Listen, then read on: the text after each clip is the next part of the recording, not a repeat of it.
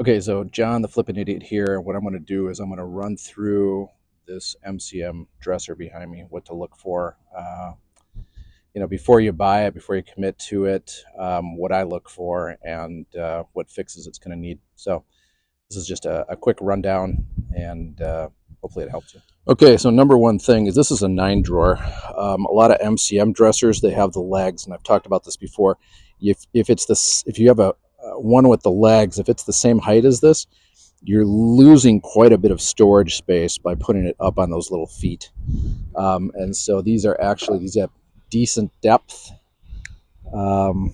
This is actually mainlined by Hooker is the name. Don't snicker. It's kind of funny. The insides are in good shape.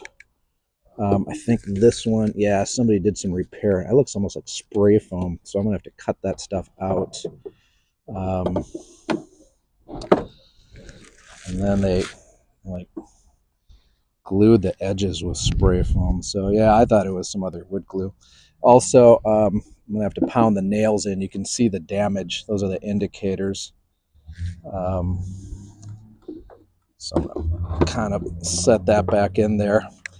Otherwise, the original hardware is all here. I would kind of clean this off and then braid it. I would rough it up gently so it's smooth, and then I'm going to spray paint it gold so it really pops. And then the plan is to paint this.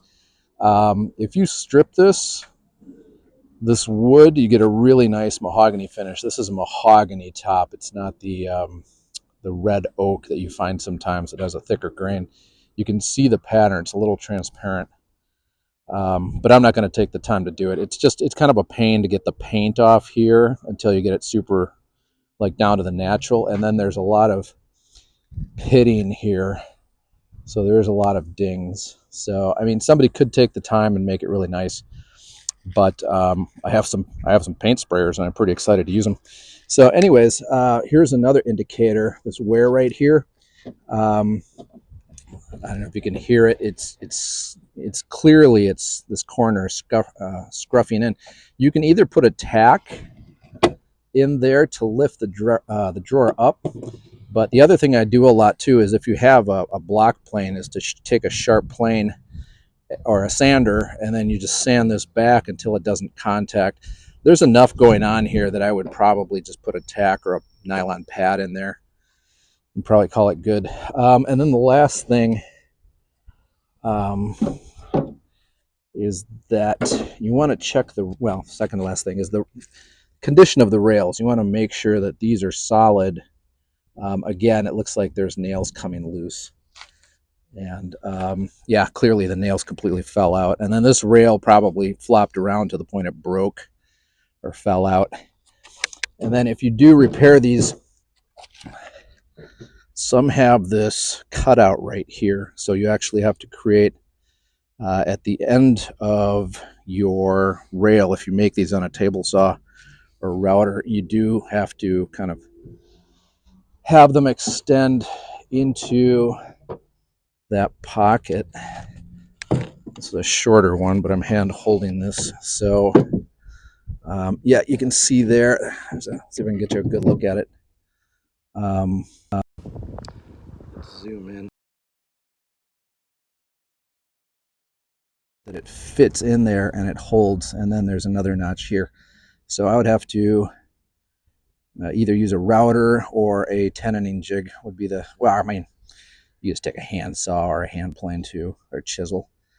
But keep in mind that it needs to go up a little bit to fit in that notch, as well as being cut down there to go into the slot. And then also it needs the glue blocks replaced. So it's going to be a little bit of work. And then the other thing I like to do is if I have this at home where I can really work on it with all my tools, I'm going to stick a blower in here, just electric one, and I'm going to knock out all that hair and dog fuzz or cat hair or dust or whatever, and give it a good brushing and clear it out. And then the plan right now is we have a beautiful March day here, which is unusual where I'm at.